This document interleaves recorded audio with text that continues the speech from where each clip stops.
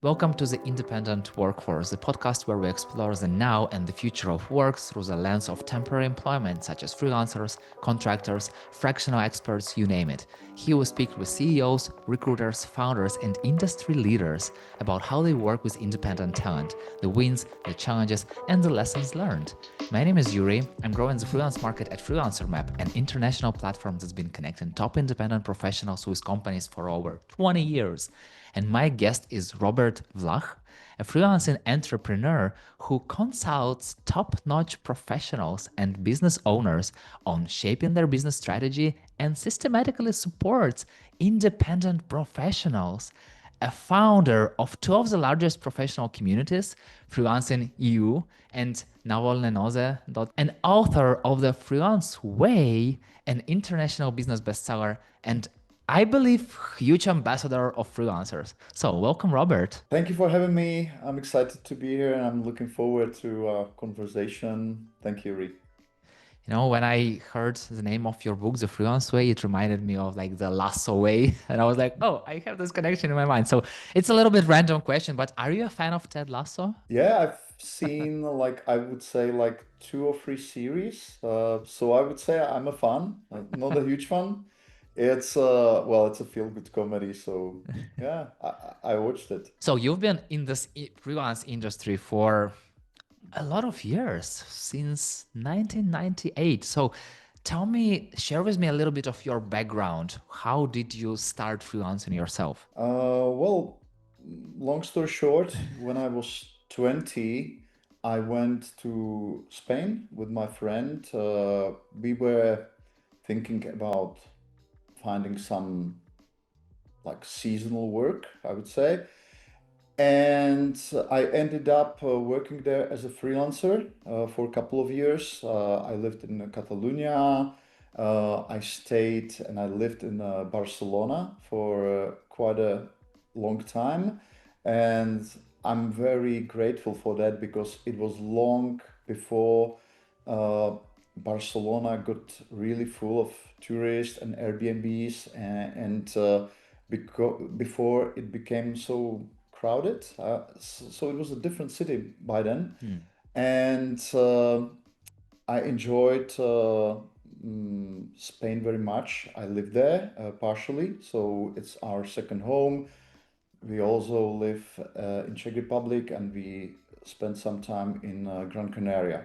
That's our I would say winter home. Hmm. Well, as for freelancing, I was working in Spain for several years, and then I returned to Czech Republic, and I already got some questions and inquiries from other people, my friends who were freelancers, and they were just interested, like in how to evolve what they are doing, and they were interested in my experience. Hmm. So I did a lot of one-on-one sessions, basically going through their business. Originally, I was studying business, so that was my original background. I was also, I'm also from a entrepreneurial family. So my Hmm. parents had like a mid-sized company. They were employing at one moment up to 100 people. So running a business was always a part of my life somehow. Uh, so basically, I started to do more business consultations, and I also started to create some websites for my freelance friends because originally I became a freelancer as a web developer. So I was developing in late 1990s before the dot-com bubble burst. I was developing expert portal in Spain for industry professionals. And then I used this knowledge to create small projects to present my freelance friends. Basically, it was for Hmm. free. It was just to support them. And eventually, they were like getting lots of inquiries from these small websites, and they were like pushing me towards adding new members, and I ended up traveling to Mexico in 2004 where I had a couple of months to just think about life and what I really want to do, and what makes me tick. And I realized that I can perhaps create some greater projects to create to support freelancers. And when I came back, I sort of finished all the client work I needed to finish before starting something uh, greater on my own, a bigger project. And in 2005, we launched Navolnenoze.cz, which was a really small portal with a directory of freelancers. It was an open directory even then. So basically, anyone could contact our members directly. That became our rule, I would say. Hmm. And it grew. It was growing year by year, and currently we are supporting over 250,000 of Czech freelancers in their business. We publish newsletter, podcast, news items. We do a lot of meetups. I'm basically traveling all the time to some business debate or meetup, and I think this has been really important in shaping my uh, view about on the freelance economy, because I never really actually took the top down perspective. All Hmm. my insights about how freelancers do their business actually grew from meeting thousands and thousands of them, by training them, by having these debates, mostly in private, where the discourse, of course, looks completely different from the public discourse.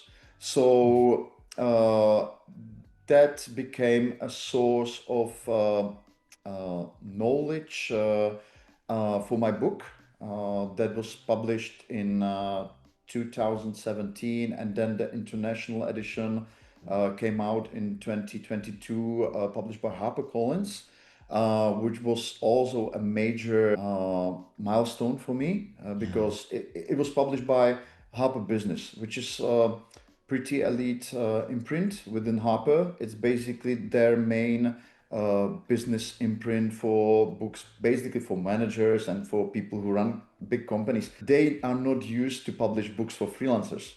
Yeah. But actually, the editor who purchased my book for Harper, he told me that he really liked the evidence-based approach combined with the stories of individual freelancers. So it's a blend of both. And well, after that, I also started Freelancing.eu, which is a younger project connecting freelancers across Europe. We do also do meetups and so on. So this is in a nutshell like how I got here and what I'm about as a professional active within freelance community. It's been a long journey, it's like starting from a Yeah. freelancer yourself and helping your friends and like turning into a business, writing a book and expanding your community. And I'm curious, what changes did you see like through your professional way in the freelance economy? Like, are there any like milestones, for example, something happened in 2000s and something happened in 2005, etc. Do you see some kind of milestones happening over these years? Um, Quite a few. First of all, as I said, I started in 90s, in late 90s, which was a different era. You know, modern freelancing was greatly enhanced and supported by the onset of digital economy. The boom of the internet, Yeah. basically allowing people who were isolated in some way to offer their services to anybody worldwide. So that was the first major shift that was already happening when I started as a freelancer. I would say the second was more relevant to the Czech Republic, where I started with these projects supporting freelancers. I think in 1990s the Czech market was more company oriented, and if somebody went to be a self-employed, it was considered to be something a bit less than owning or starting a company. And it was understandable because after the Velvet Revolution, the Czech market was virtually empty of real businesses. All the Yeah. businesses there were state businesses, sort of transformed into private ones. But the spirit of like newly founded companies that shaped the Czech economy was more company oriented at the beginning. But in the early 2000s, something shifted, like the next generation of professionals, of millennials. I'm part of the generation, sort of became split into these two career paths. So some of them were more, in that company direction, still starting companies and doing this company work. But there were already some really independently minded people who preferred freelancing or freelance career as their best choice. So that was really new. I saw it within my generation, how it changed and how the understanding among the wider business public was slower than that, Another major shift happened, I would say, after the financial crisis, 2008, 2009. That was a huge one. I think it affected all the Western world. Part of it was that many companies were getting more careful about hiring and about downsizing, about optimizing their costs because the markets, the economies were pretty stressed. So they started to be much more likely to work with freelancers than before. Yeah. So I would say that it legitimized working with independent professionals on every level, Hmm. basically. So with our project, with Navolnenoze.cz, before 2008, we were just like a small community website. After 2008, we were, well, one of the major players in the HR, among the HR sources, because the Hmm. companies were rushing to our websites to seek, to filter, to pick their preferred independent professionals. So for us, it was like a breakthrough, but I know that it happened also elsewhere. And well, you had other milestones that you already know for sure from your own experience. COVID, start of the Ukraine war, Yeah. and the onset of AI and the difference it makes in the job market, at least partially. So these are all major shifts that happened and that resonated throughout the whole community. How do you see what's happening exactly right now? Well, let me give you a question. Uh, I had like I did a pan-European book tour in last 2 years. So we had meetings all over Europe, in Madrid, in Barcelona, in Dresden, in Bratislava, in Sofia in Bulgaria, in Antwerp. Everywhere I met a lot of freelancers. I held a business discussion basically everywhere. So possibly hundreds of freelancers across Europe, not to mention the local meetups we do here in Czech Republic. So I got hundreds of questions, and I think related to platforms was one. Only one was really related to a platform other than those that I run as freelance communities, because sometimes people ask me about like technicalities about what we do, but this is not what I mean.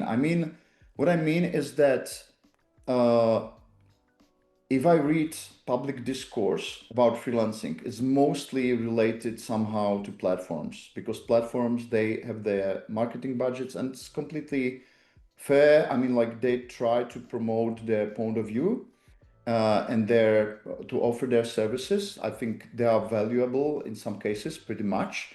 But what I see is that freelancers are not really that much interested in this part of discourse. What they ask me about really things that are more related to their individual businesses, like business negotiations, pricing, time management, teamwork, growing their business, personal marketing.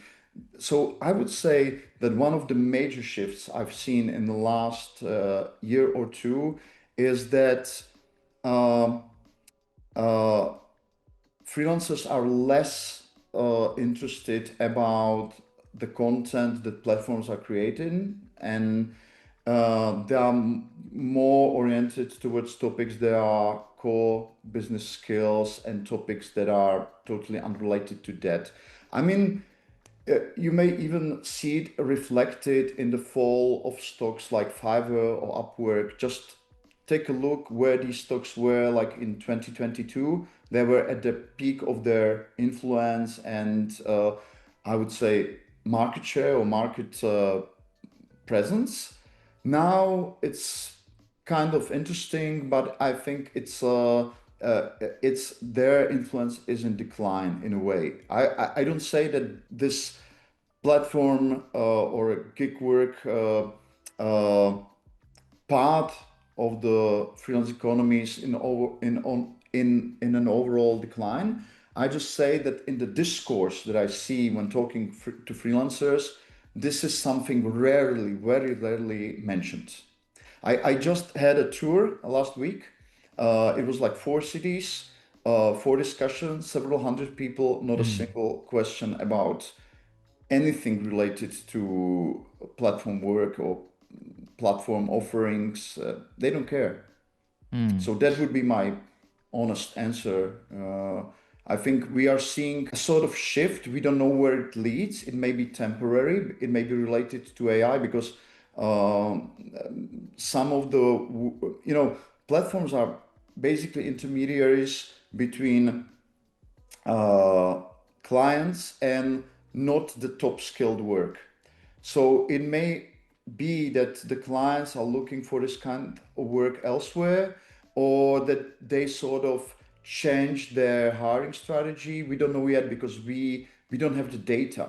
I'm just trying to describe what I observe when speaking to hundreds of people who are freelancers themselves.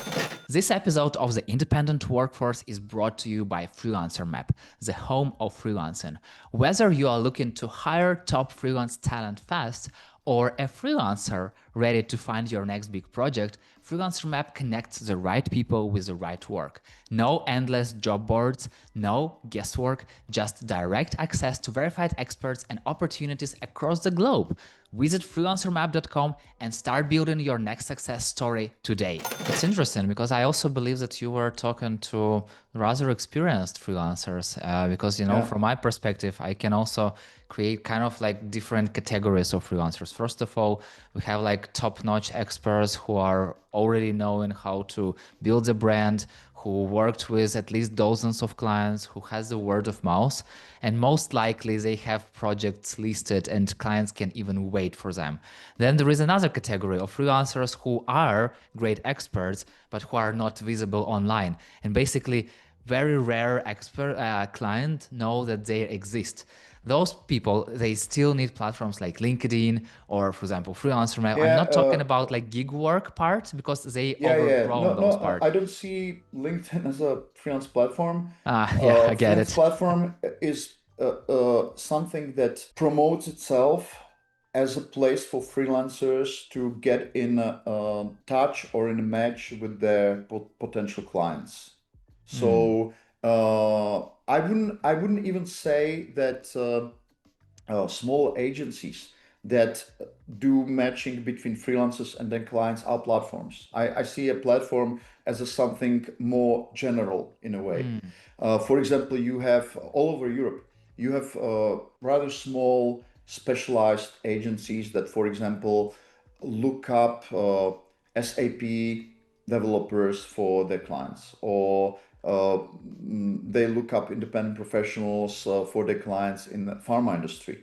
This is not in the terminology I would use a freelance platform. It's a specialized hiring agency, and by the way, this is like super useful. If you look for somebody who is highly specialized, who is not, promoting everything they do on LinkedIn or I don't know, on Instagram. So getting through an agency like that can be really helpful, and it may be also very helpful for freelancers themselves, especially in the cases where some special kind of contract or extensive contractual commitment is needed, because these agencies also help these experts to set the fair conditions of the business deal that they advise them, and so on and so on. So I would say that this is like a different thing. Platform A general platform is basically someone who is an intermediary, but who is not specialized in like a certain profession or industry. It's more like a general thing. Get it. Get it. And I also see that a lot of freelancers are being a little bit afraid of calling themselves businesses because they're like, nah, no, I'm just a freelancer, I'm just an expert. And then at the end of the day, no, you are a business because in addition to what you can give to the world, you have to also sell your expertise. You have to also Yeah, yeah, yeah, you're build a absolutely network right. around you. You're absolutely right. I would add to that they also need to realize, and this is as important as realizing that you're a business, that you are a special kind of business. Hmm. That's very important. That's actually the main reason why I wrote my book, because well, is this one? I don't know if it's like seen Yeah, I now. can see it. It's being, yeah. Because I was missing a title that describes a business know-how relevant to freelancers. Because so many things are done differently in a freelance business, and and the freelancing has to be um, grasped from the business perspective as well. So I totally agree with that. I would just say that people need to seek knowledge and know-how that is relevant to what they do as freelancers and to their unique form of doing it. And I also believe that no matter how amazing freelancers are, let's imagine that they are like really good experts, they know how to sell, they know how to market. And still, we need those other parts, those people who are creating projects for them, those companies who are giving them some extra work, maybe something that they can't do internally, maybe something that they need support with, maybe something that, let's imagine, they want to test and they don't want to hire a full-time person to a test, but they want to discover some different opportunities. And I'm curious, so definitely you work with both sides. What are Yeah. the main blockers that prevent companies from getting and hiring more and more freelancers? Um, that's a pretty general question. Well, I mean, I would say it depends on the industry, it depends on the country, it depends on the business owner. So uh, perhaps this is like a too broad question for me to answer, because there are specific issues in each of these elements. Different countries have different business culture. So first of all, uh, what I see is that if you have a more advanced freelance economy within a country, the companies are way better informed how to work with freelancers, like what to expect, how to manage this kind of work. And this knowledge is being shared and preserved within companies. If you have a less developed freelance economy within the country, so many issues occur because, for example, the mid-level management may be opposed to hiring freelancers because they see freelancers as the potential competitors to Mm. what they do, to their position. So it's also a matter of internal politics. And I believe that the more advanced the freelance economy is, the more this kind of attitude disappears because the company owner or the CEO sort of uh, promotes the culture where the work with talent is more fluent and where also the company follows some best practices how to deal with this special kind of business which freelancers are. So that's one thing I would say. Then you have like industry differences. This is like a huge difference because as I said before we started the interview, uh, people don't often realize that there are hundreds of industries where freelancers work. There are thousands of professions within these industries, and some of these industries, some of these professions have like different habitual or market-shaped ways of deal making, of creating the business arrangements, the contractual basis for work, and so on, so on. So I prefer not to generalize too much because I'm so much aware about these niches where things just go in a completely different way, and it's the same country, same economy, but a different industry or different profession, and suddenly you see that the way the business is done and conducted is different. So that would be my honest general answer to that. Now, I believe that if you are talking about the country that have like freelancing for like 20 years already, that they definitely develop some internal regulations and there are no problems. I know that there are countries where you can just create your freelance business in one day and then just start getting money already. And then there are countries where you have to just register as a business for like months and you have to wait and you have to like Yeah. get a lot of documents. It's also blockers for that. And if we are talking about, let's say, developing economy, for example, those are country where full time is like 95% of the market, or at least they think so. And companies heard that there are independent talents.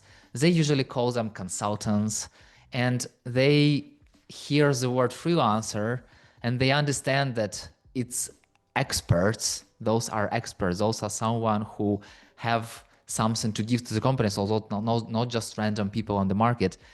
And still, from your perspective, what prevents people who got used to full time hiring these independent experts? Well, as I said, it's probably the lack of know-how and the best practices if they are honest about hiring them.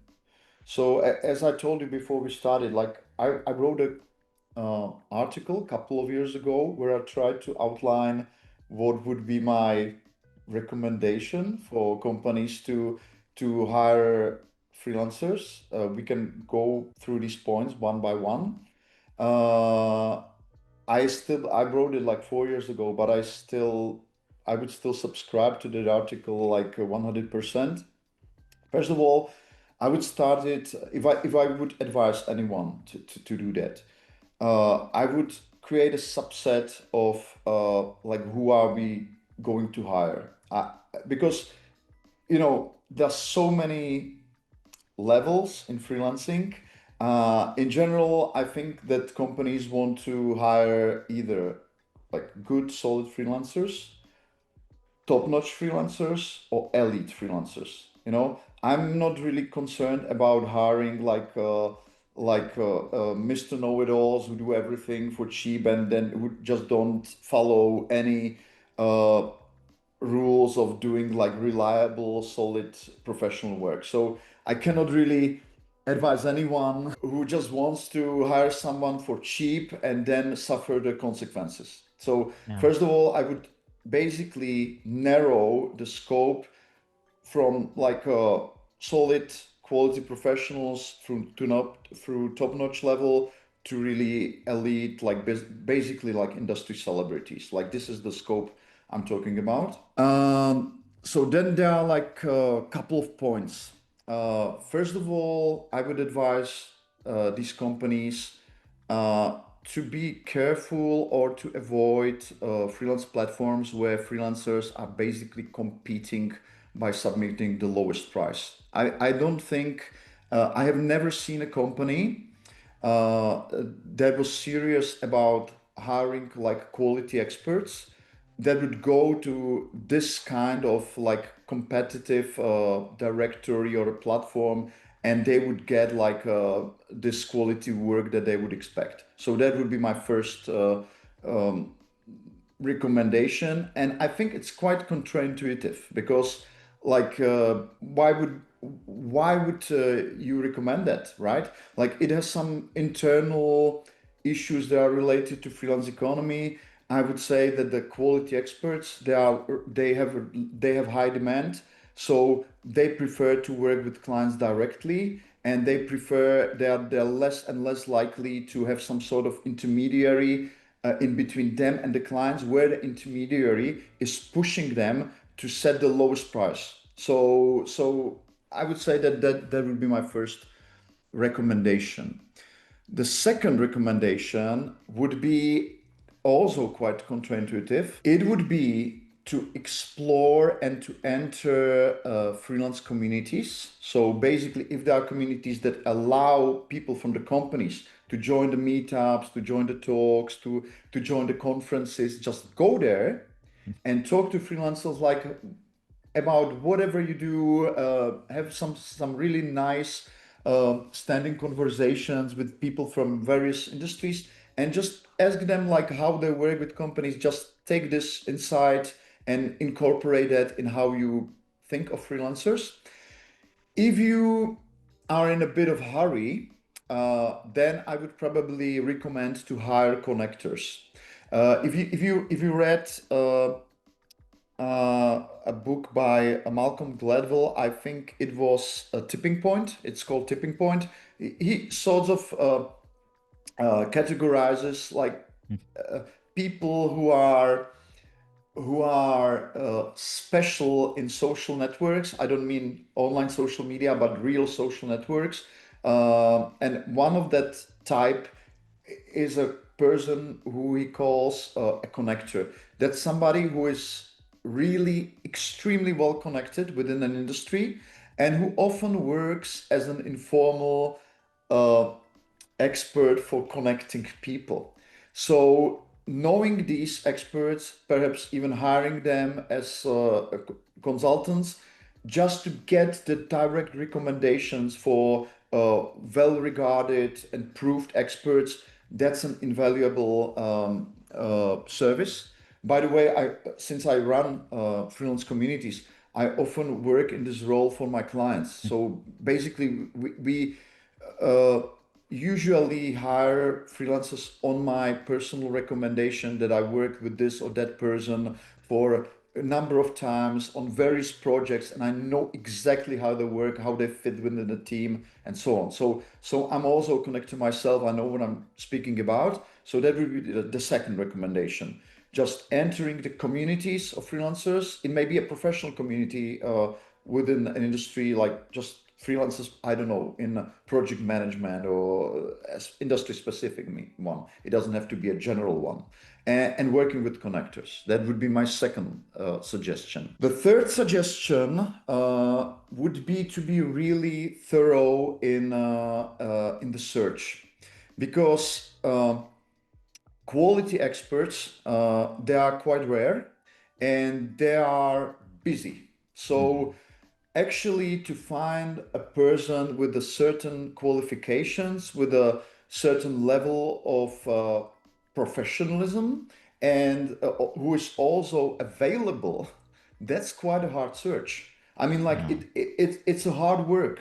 It's not like, calling this or that guy and expecting that this professional, that she would come tomorrow for a business meeting, and next week they would start working on a project. I mean, like this is not how it works. the really quality people, they have to be approached in advance a little bit. So they have to be kept in the loop when the project is in the preparation, and the search has to be done professionally. The research, I mean, the research for these people has to be done thoroughly, professionally, and not in a backhand way. So that would be my third recommendation. The fourth recommendation would be to prepare a budget, because quality experts are definitely not cheap, and definitely not in an industry where there is a demand. You know, these people, they would, some of them would perhaps ask you right away, what's your budget? And if you don't have any specific number in mind, then they may directly downgrade you as a like a potential customer or client somewhere in the future. But since you are not really prepared, you know, to specify like what's the budget, what are you willing to pay, or what is basically the level you are working on, that already sends a signal to a well experienced professional that more work would need to be done in order to smooth this assignment, and get it to a deal. It's a lot of work, and if you are busy, you prefer not to go through these, you know, lengthy negotiations and so on. So definitely like set your a budget in advance. Expect a question related to that. It may be framed in many different ways, but actually, this would be one of the first questions I would ask if I'm approached by a prospect. So get ready for that. The fifth recommendation would be not to overestimate your negotiating position. You know, people who work at larger companies, they often think that since they are working for a large company, that they are like a big client, that they are playing a stronger hand against a quality expert. That's completely opposite how the reality really is. These people, they tend to be booked for months, if not years in advance. So they have a like very, very strong position if they run their business efficiently and professionally. And they know that if this deal or this negotiation doesn't go through, it doesn't bother them too much, you know. To be honest, they pretty much often uh, expect many hurdles when they are approached by like a regular company, because there are, you know, purchasing departments that trying to push the price down, and they are expected to go to lengthy meetings where they are just, you know, discussing the possible negotiation and so on and so on. So I think there's a real mismatch. You know, like if you are a company looking to hire like from quality to top level to elite freelance experts, the higher you want to go, the weaker your position actually is. And if you are trying to hire influencers, I mean like industry influencers or industry celebrities,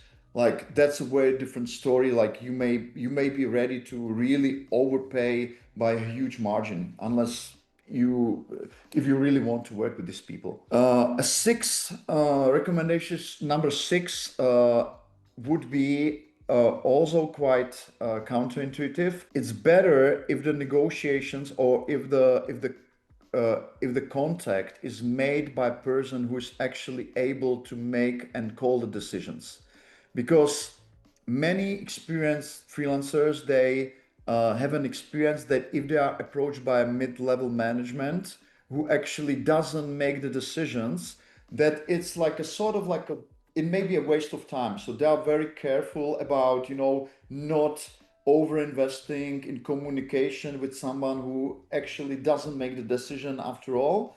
So my recommendation would be that you would have a decision maker more specialized in dealing with freelance experts, and who is also able to close these deals. It would Mm. make the communication way smoother, and the freelancers, especially the quality experts, would be much less hesitant to to really discuss seriously the matter at hand if they talk to a decision maker. So I would definitely recommend to skip the lower level management in dealing and hiring freelancers if they don't make the decisions. It doesn't lead to good outcomes overall. It may lead sometimes, but I wouldn't say it's a good practice. Uh, and my recommendation number 7 is a bit more general one. It's basically creating a culture of trust and respect with these experts that you want to work long term with. Because I believe that if you hire a top level uh, freelancer, a top level freelance expert who becomes loyal to a company, that's a huge asset for the company. If you are able to have this person to work for you for years and providing you with the current up to date industry know how, that's a huge value. But in order to get there, you really need to figure out how to treat these experts with trust and with respect, because they have so many other options what to do, that if they uh, feel that they are somehow managed like a resource, they would may they may have a urge to seek clients elsewhere, clients where they can have some really real, direct human-to-human connection, mutual trust, where they get the respect they think they deserve. And I think many companies just don't understand that. So they have this top level experts for a while, but since they mistreat them in a way, they lose them pretty soon. And what they get is basically a cold shoulder. When they do the next level of negotiations, the price goes up, and they don't understand why. Because working with the company wasn't really pleasant, so everything is more difficult. You sort of priced it in, and collaboration just goes nowhere. Yeah, So these would be my 7 points recommendations. I'm sorry for like this lengthy answer, but I think since I have it written, and I thought a lot about these points in the past, I thought I would give it to you as it is. and it sounds like an instruction, so a practical guide that companies can take and just go through one by one and really apply Yes, it to practice. And I can tell sometimes it's hard. And what I've heard of getting really to good freelancers, to great experts, is like building relationships with them. And relationships takes time. And the earlier company yes, starts, the earlier they get there. And also to your point, when you hire one such expert, you get access to pool of other similar experts, because usually those people are also well connected with other freelancers in similar technologies or in complementary skills. For example, if we are talking great about, companies understand this, yeah, and that's why they treat these relationships on a different level than the regular suppliers. They know that this is like a really untangible, hard to estimate asset. And if there is a culture of trusting freelancers and working with them, and of course, you need to have a process of selecting the right ones. Because of course, if you just don't have any experience and you hire the wrong people, you may have like completely different impression, like what freelancers provide and how professional they are. Let's be honest here. The number of completely reliable and professional people is pretty small.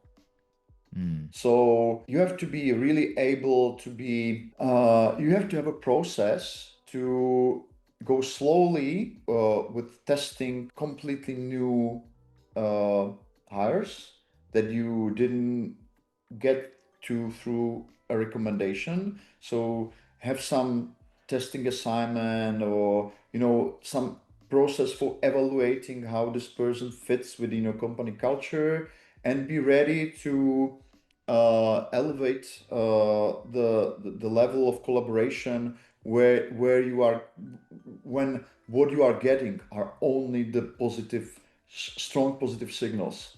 So that's, I think that's really challenging, because you need to have a evaluation process for sorting out like who are the real professional people who deliver, who are always reliable, who have like solid price to value ratio, and so on.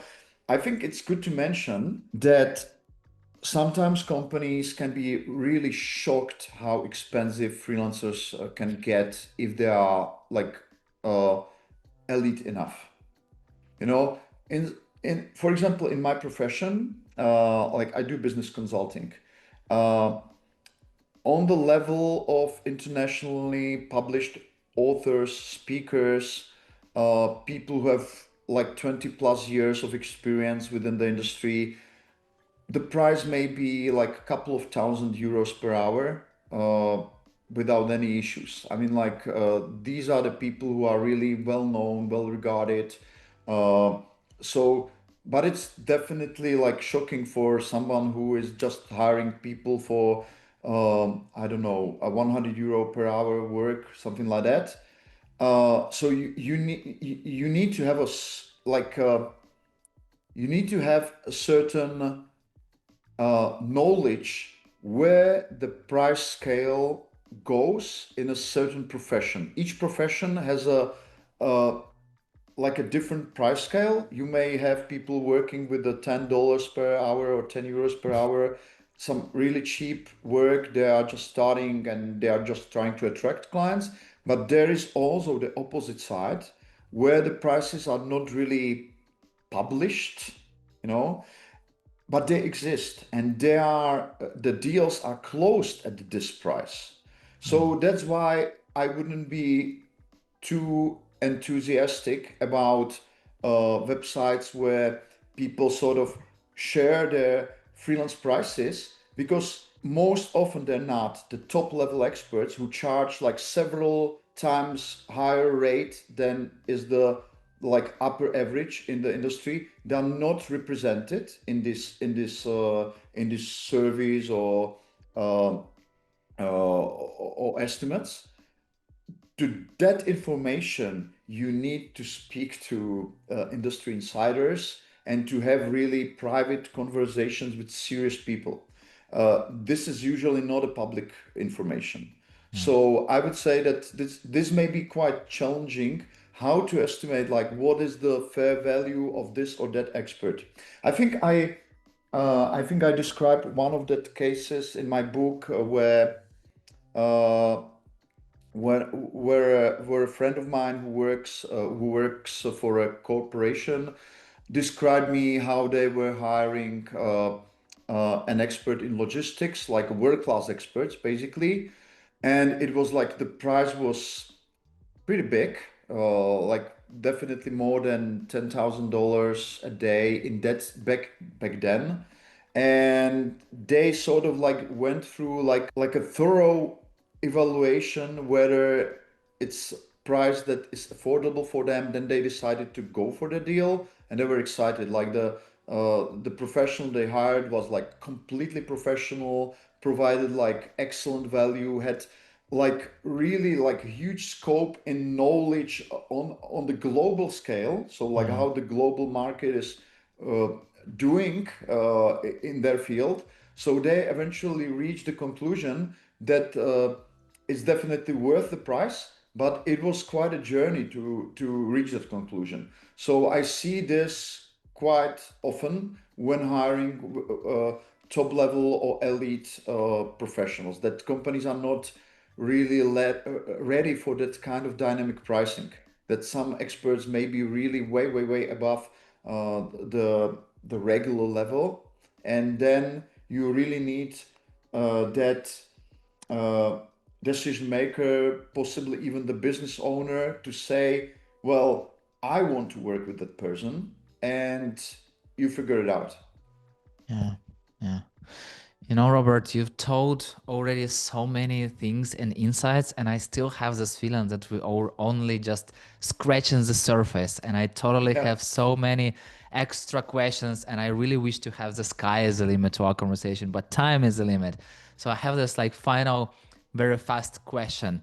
What is one thing that you are afraid of about the freelance economy, and what is one thing that you are excited about? Well, that's a hard question.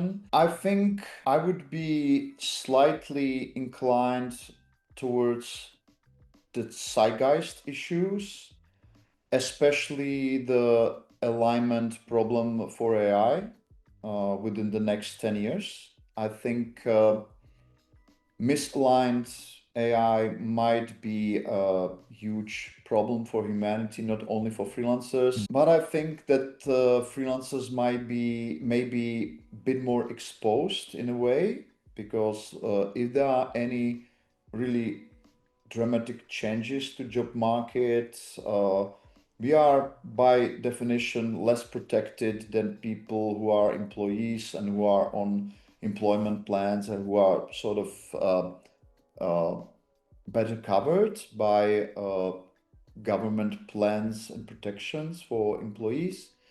So that would be perhaps my appeal to freelancers, to really uh, stay up to date, like what's going on with the development of advanced AI and the effect it has in their industry. It may be also quite positive in many ways, so it's not only a risk or some negative impact. I would just say that what we see in some cases, for example, I see that the language industry or language services industry is quite affected by this technology. Like many uh, experienced translators, interpreters, I know are already reporting like huge decline in demand, and they are basically forced to reinvent themselves, Yeah. which is okay if the economy provides lots of other opportunities. There are generally really smart people